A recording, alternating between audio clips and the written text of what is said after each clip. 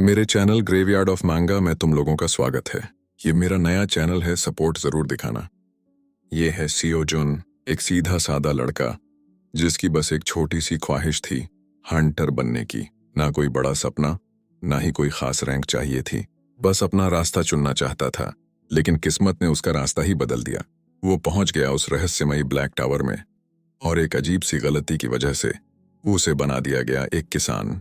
न उसे खेती का कोई तजुर्बा था, न ही कोई दिलचस्पी।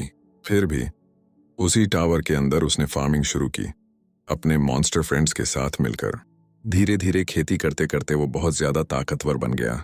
ये कहानी है सियो जुन की, जो हंटर तो नहीं बन पाया, लेकिन फार्मिंग करते करते बन गया टावर का सबसे अनोखा और ताकतवर खिलाड़ी। सब कुछ शुरू हुआ 10 साल पहले, जब अचानक पूरी दुनिया में रहस्यमय ब्लैक टावर प्रकट हुआ।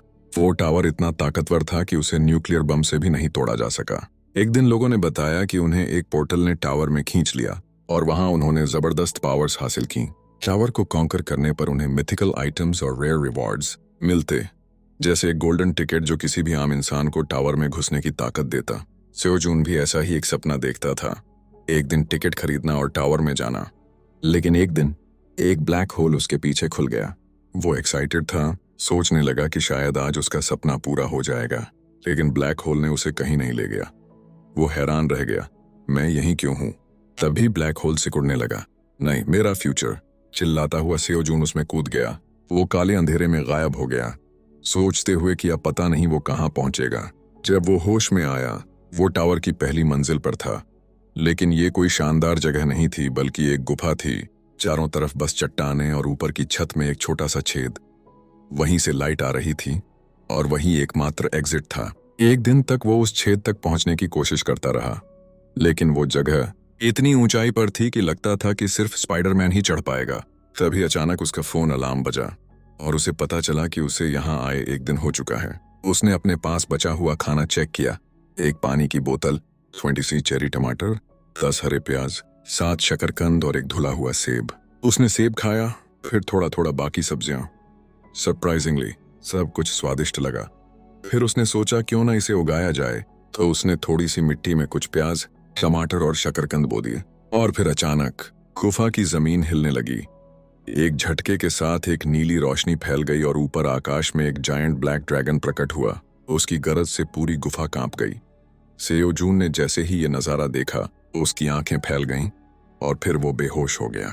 जब उसकी आंख खुली, उसे 2 दिन हो चुके थे, और उसके पीछे एक हरा प्याज का पूरा पेड़ उगाया था। क्या ये मैंने ही लगाया था? फिर उसने देखा, चेरी टमाटर के पौधे भी उगाए हैं। वो इतना हैरान था कि उसे समझ ही नहीं आया कि टावर की ये रहस्यमयी शक्ति क्या थी। उसने प्याज को काटा। बहुत कोशिशों के बाद उसने आखिरकार उसे काट ही लिया।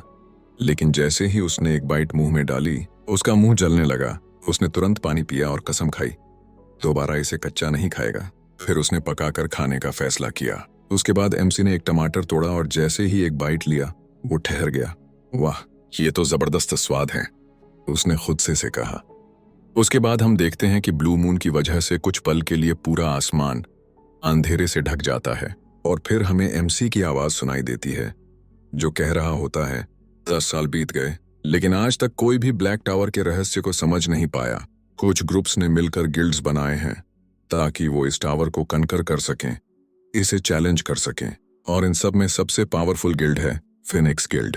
फिनिक्स गिल्ड ने अब तक इस टावर के 37th फ्लोर तक का सफर तय किया है, लेकिन उससे आगे 38th फ्लोर की थोड़ी सी जानकारी तो है, लेकिन अब तक वहां तक नहीं पहुंच सका। एमसी बताता है कि उसने यूट्यूब पर देखा था 10th फ्लोर पर स्केलेटन मॉन्स्टर्स, 11th फ्लोर पर गॉब्लिन्स, 20th फ्लोर पर ऑर्क्स, और 31st फ्लोर पर स्पाइडर मॉन्स्टर है। लेकिन एक चीज जो उसे परेशान कर रही थी, कभी किसी ने ड्रैगन का जिक्र ही नहीं किया। तो फिर वो कौन से फ्लोर पर है? एमसी आराम करते हुए सोचता है, क्या मैं इतने ऊंचे फ्लोर पर आ गया हूं कि अब तक कोई यहां तक आ ही नहीं पाया? तभी उसके मुंह पर एक पानी की बूंद टपकती है। उसने सोचा, क्या बारिश होने वाली है?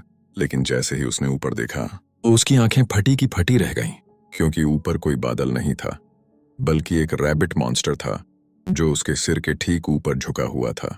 वो पानी दरअसल उस रैबिट मॉन्स्टर के मुंह से टपक रहा था। एमसी ने सोचा, क्योंकि ये एक टावर है, हो सकता है यहाँ के रैबिट्स भी किसी तरह के मॉन्स्टर हों। तभी वो रैबिट अचानक छलांग लगाकर सीधा नीचे कूदता है। एमसी डर तो जाता है, लेकिन वो पीछे नहीं हटता, बल्कि रैबिट को बचाने के लिए उसकी तरफ तेजी से बढ़ता है। लेकिन उससे पहले ही रैबिट उसके सिर के ऊपर से छलांग लगाकर सीधा प्याज के पौधों के पास जाकर उतरता है, जिन्हें एमसी ने प्यार से उगाया था। रैबिट उन पौधों को घूरने लगता है, फिर एमसी की तरफ देखकर ऐसे रिएक्ट करता है जैसे पूछ रहा हो, क्या मैं इसे खा सकता हूं? एमसी मुस्कुराता है और उसे एक प्याज का पौधा तोड़कर पकड़ा देता है। रैबिट खुश होकर उसे खाने लगता है। एमसी भी बैठकर साथ खाने लगता है और कहता है, अगर तुम्हें अच्छा लग रहा है तो जितना चाहो उतना खा सकते हो। रैबिट और भी खुश हो जाता है। तभी एमसी देखता है जिस पौधे को उसने अभी अभी काटा था वो फिर से उगने लगा है। वो सोचता है, अगर ऐसे ही चलता रहा तो बहुत जल्दी मुझे बहुत सारा हार्वेस्ट करना पड़ेगा।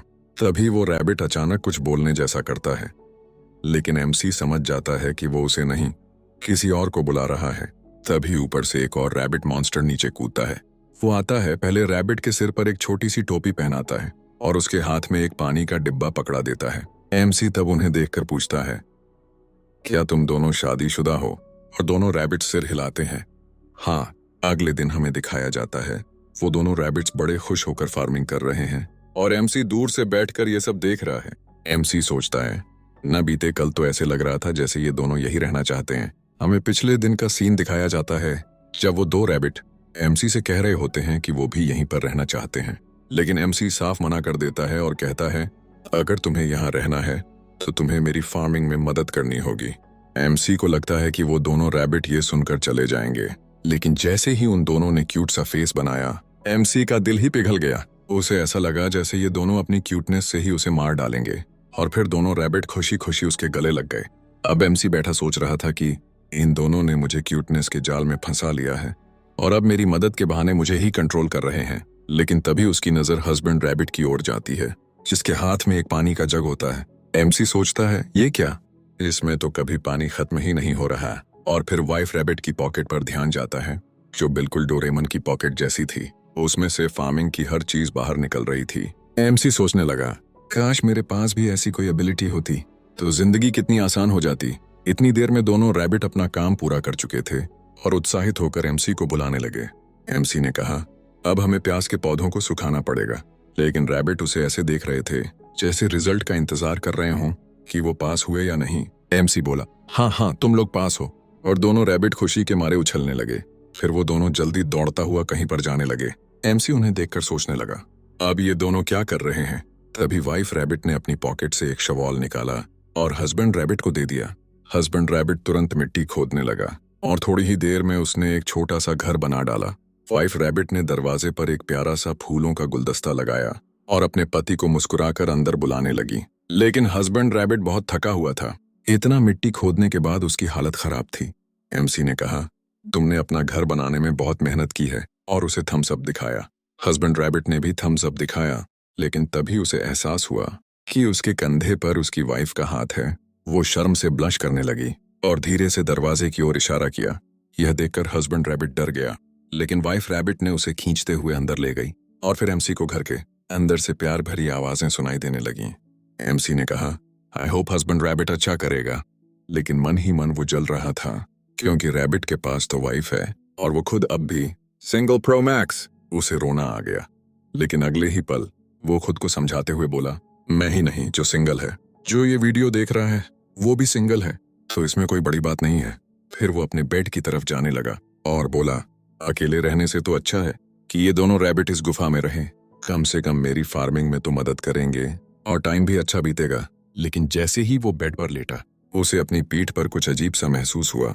उसने देखा कि उसके बेड पर आग लग चुकी थी और ये आग हमारे एमसी की शर्ट पर भी लग जाती है। इसकी वजह से हमारा एमसी जमीन पर एक छोटी बच्ची की तरह अपनी पीठ रगड़ने लगता है। पहले तो वह बहुत हैरान होता है कि यहाँ आग कैसे लगी, लेकिन थोड़ी देर बाद उसे समझ आता है कि यह सब पानी की बोतल की वजह से हुआ, क्योंकि वह बोतल एक लेंस की तरह काम कर रही थी। एमसी हमें बताता है कि उसने एक सर्वाइवल शो देखा था जिससे उसे इन सब की जानकारी मिली। फिर एमसी ने 2 प्याज के पत्तों को आपस में रखा और लगभग 1 घंटे तक आग जलाने की कोशिश करता रहा, लेकिन उसे सफलता नहीं मिलती। जब वह लगभग हार मान चुका होता है, तभी उसे एक चिंगारी दिखाई देती है और उसकी आंखों में हमें जबरदस्त उत्साह दिखता है। यह शोर सुनकर दोनों रैबिट घर से बाहर आते हैं यह देखने की एमसी क्या कर रहा है।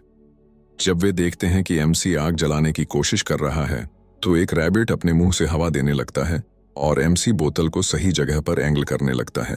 आखिरकार दोनों की मेहनत रंग लाती है और आग जल उठती है। फिर वे दोनों बहुत खुश हो जाते हैं। इसके बाद एमसी प्याज के पौधे की ओर देखता है और उसे पकाने लगता है। जब वह अच्छे से पक जाता है तो ऊपर की परत हटाकर एक बाइट लेता है। वह बहुत ही ज्यादा चकित हो जाता है और एक और प्याज पकाने लगता है। यह देखकर दोनों रैबिट भी उसकी तरह प्याज पकाते हैं और जब वे बाइट लेते हैं तो उन्हें भी यह बहुत पसंद आता है। एमसी आज बहुत खुश होता है क्योंकि कई दिनों बाद उसने पेट भरकर खाना खाया। जब उसे समझ में आता है कि आग कैसे जलाई जाती है तो वह एक फायर टॉर्च बनाता है। फिर वह टॉर्च लेकर पॉन्ड की ओर जाने लगता है। उसके साथ दोनों रैबिट भी होते हैं। जैसे ही वे पॉन्ड के पास पहुंचते हैं, एक मछली टॉर्च की रोशनी से आकर्षित होकर पानी से बाहर छलांग लगा देती है। यह देखकर एमसी तुरंत साइड हट जाता है और मछली जमीन पर गिर जाती है। उसने पहली बार इस मछली को वहां देखा था। उसने सोचा कि यह टॉर्च की वजह से हुआ, जिससे आकर्षित होकर मछली बाहर आई और जमीन पर गिरी। इसके बाद वह उस मछली को पकाने लगता है।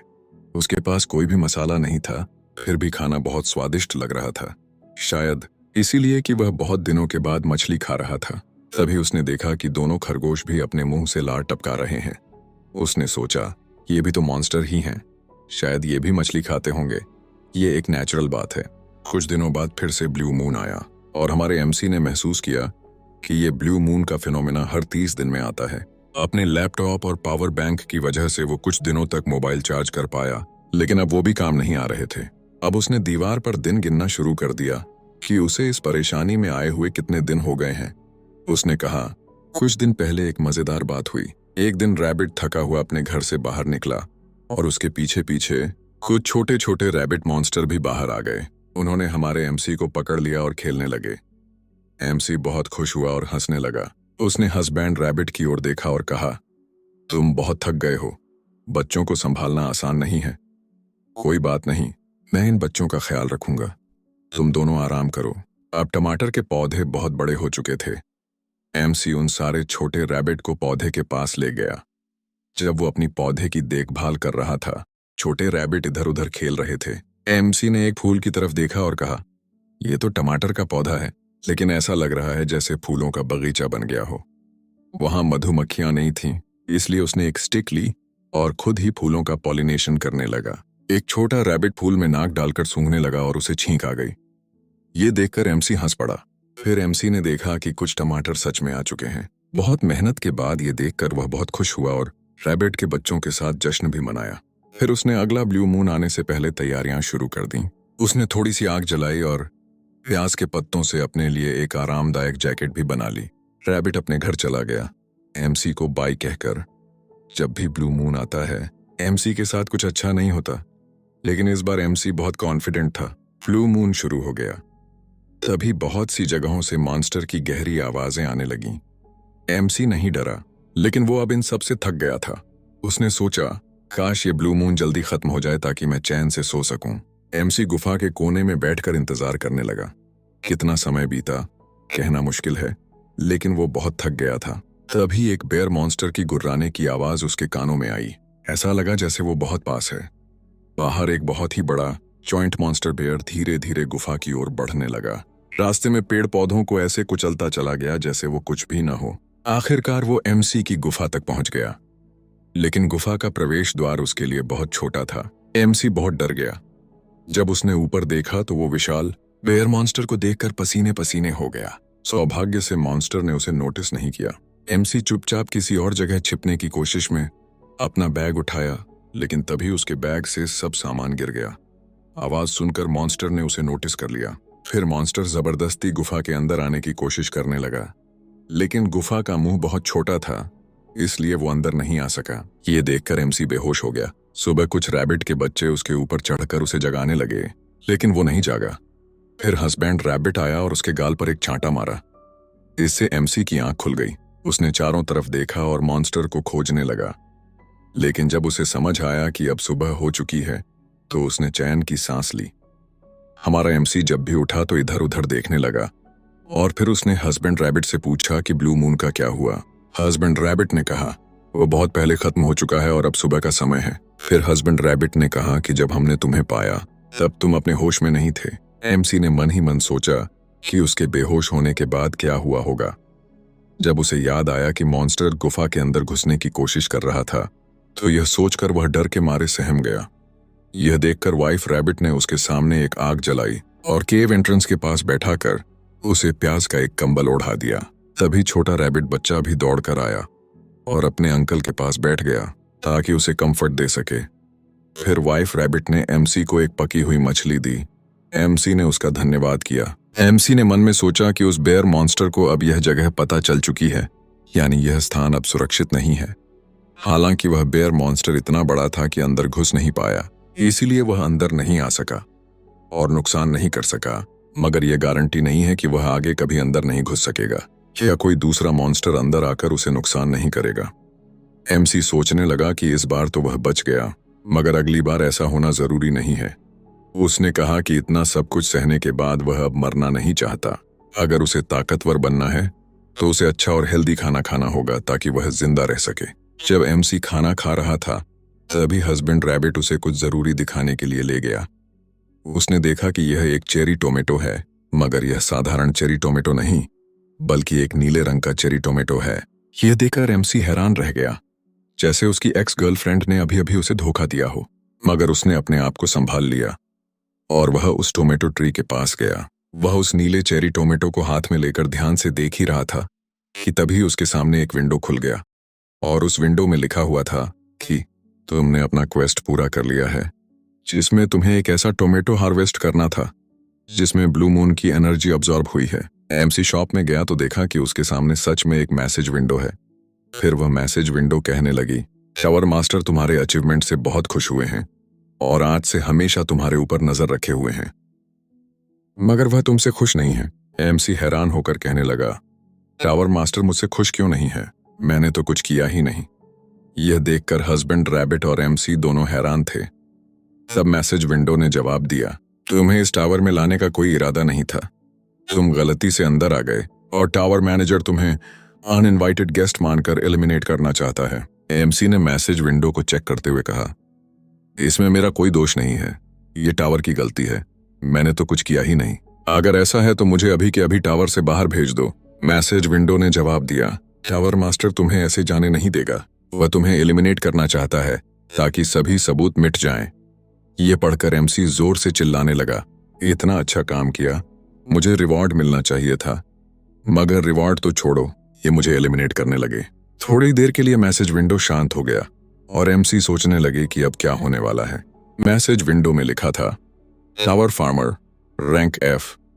यह देखकर एमसी कुछ पल के लिए जड़ हो गया।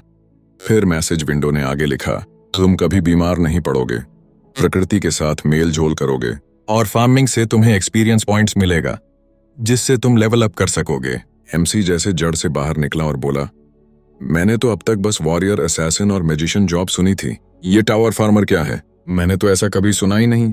अगर वीडियो अच्छा लगा हो तो एक लाइक जरूर कर देना और हाँ, अगर अब तक चैनल को सब्सक्राइब नहीं किया है तो जल्दी से कर लो। बेल आइकन दबाना मत भूलना ताकि आने वाला कोई भी अपडेट मिस ना हो जाए। मिलते हैं अगले वीडियो में, तब तक अपना ख्याल रखना और कीप स्माइलिंग।